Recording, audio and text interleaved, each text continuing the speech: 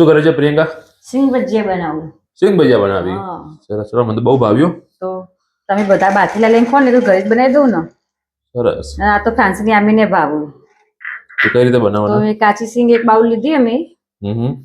એના આપણે પલાળવાની નહીં, ખાલી એમને ધોઈ દેવાની, ખાલી પલાળી રાખવાની નહીં. બરોબર. ખાલી સિંગ પલો ને એટલું પાણી લઈને એના પલાળીએ. બસ આના કોરી થવા દઈએ.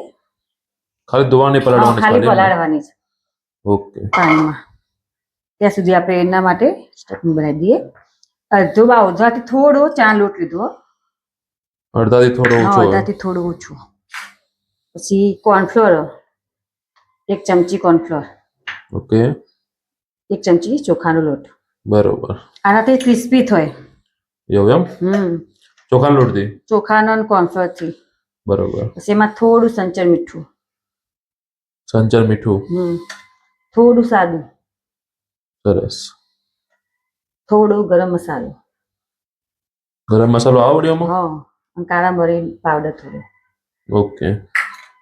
પછી થોડું ચટપટું આમચૂર પાવડર નાખીએ. થોડું આમચૂર પાવડર? હા, આમચૂર પાવડર. અને આપણે જેવું તીખું કરવું હોય એવું મરચું નાખવાનું. બરોબર. સ્લાઈડ ચપટી હળદર. બધું મિક્સ કરી દઈએ. શું બધું નાખ્યું? આ શું આ રીતના નાખાય, અને બધું આમચૂર પાવડર ને બધું ઉપરથી નાખવું ને તો એ નખાય, પણ અંદર નાખીએ ને એ ટેસ્ટી વધારે લાગે. ઓકે. તો બધું મિક્સ થઈ ગયું. હવે આપણે સિંગ પલાળી હતી ને એ અંદર નાખી દઈએ. પછી એને બધું મિક્સ કરી દઈએ. પેલા તો એમનામ જ કરીએ, પાણી વગર. અને હવે થોડું થોડું પાણી લેવાનું. એકદમ વધારે લેવાનું નહીં, વધારે લઈએ તો વધારે પાણી થઈ જાય. થોડું થોડું લઈને એના આપણે મિક્સ કરી દઈએ. બરોબર. આમ થોડું થોડું લેવાનું એટલે લોટ કોરો ના બધામાં ભરી જાય સિંગમાં. જો આ રીતે કરવાનું, બહુ એકદમ ઢીલું નહીં રાખવાનું. આ બધો સિંગમાં મસાલો ભરી ગયો.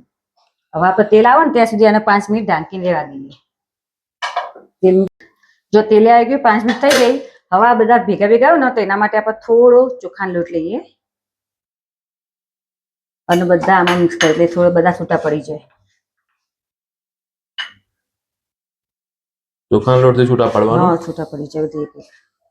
બરાબર.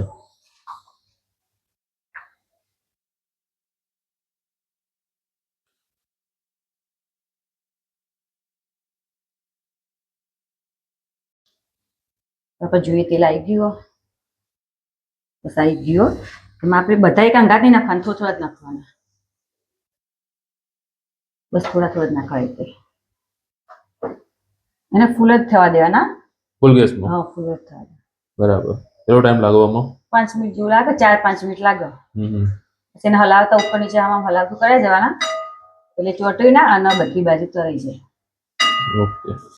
તો પેલા નાખીને એકદમ ફૂલ રાખવાનું, પછી ધીમું કરી દેવાનું એટલે એકદમ ક્રિસ્પી ક્રિસ્પી થઈ જાય. જો સરસ થયો.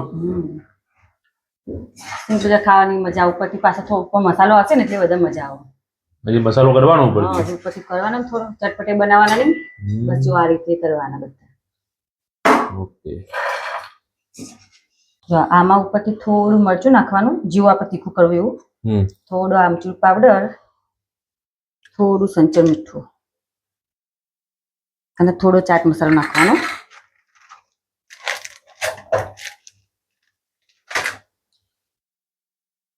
બસ આ બધું મિક્સ કરી દઈએ એટલે મસ્ત ચટપટી સિંગ ભજીયા થઈ જાય. થઈ ગયા ને? મસ્ત બનાવજો. સરસ. ચલો.